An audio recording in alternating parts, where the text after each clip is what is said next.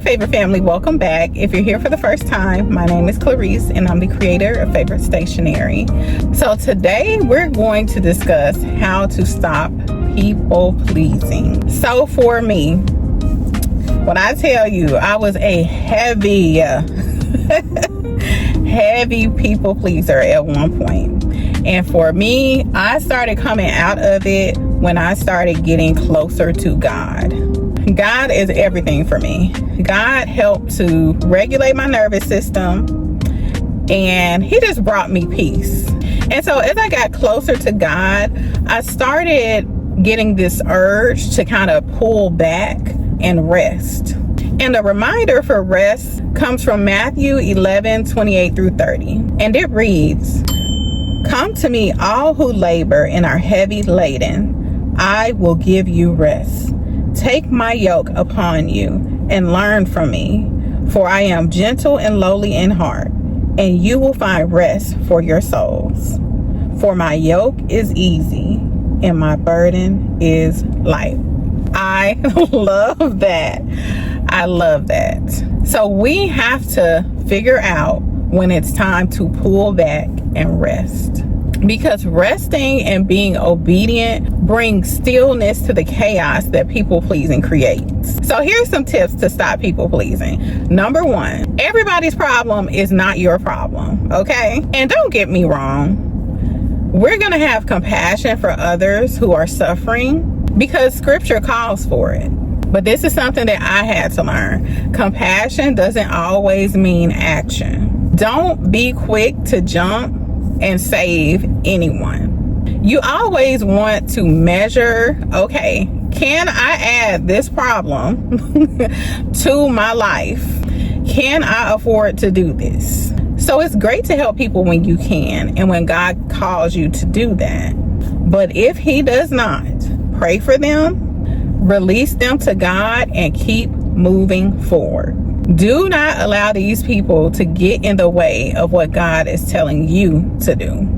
Everybody's problem is not your problem. So number two is to change your schedule and your priorities. Listen, your time, it's not going to be built around what's best for everybody else. You need to build your schedule around what's best for you and what God is telling you to do. Listen, if you want to stop people pleasing, you are going to inconvenience others. It's just going to come with it. And that's okay.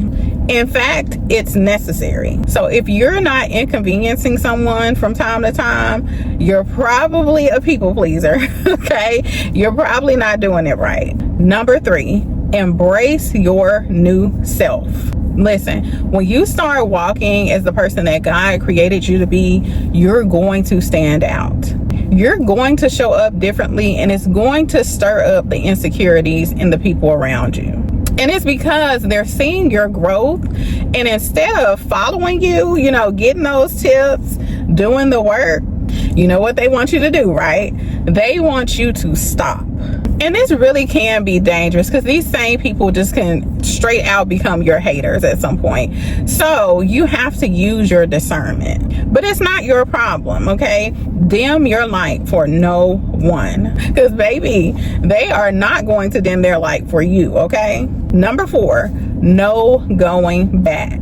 Listen, this old version of yourself who stayed quiet, you flew under the radar, nobody knew you had talent, nobody knew you had something to say.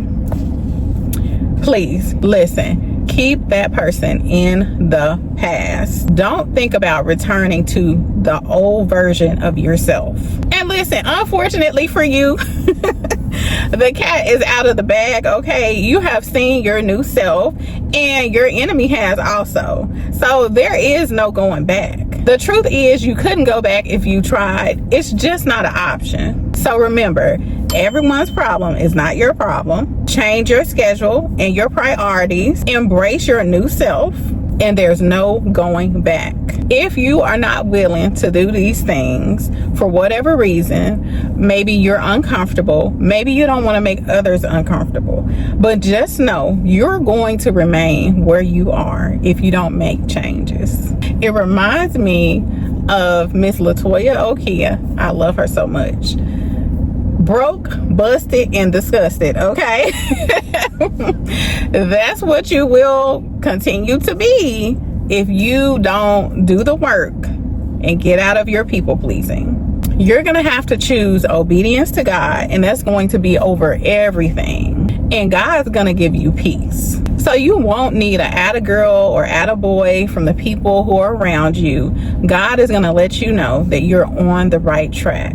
So stop people pleasing and aim to please God, okay? See where that takes you. I have gone on my own journey to where I have just let go of a lot of those things, trying to make other people happy, trying to show up here and show up there, and being this welcoming person, ready to have conversations when others are ready, willing to put myself on the back burner, willing to go along to get along. And when I tell you, my life is so much better, and it's just been a little over a year that I decided that I was going to follow God. I was going to go to Him first. I was going to do what is best for me, and that I was going to just stop the people pleasing. And it's not the most comfortable route, but it's worth it.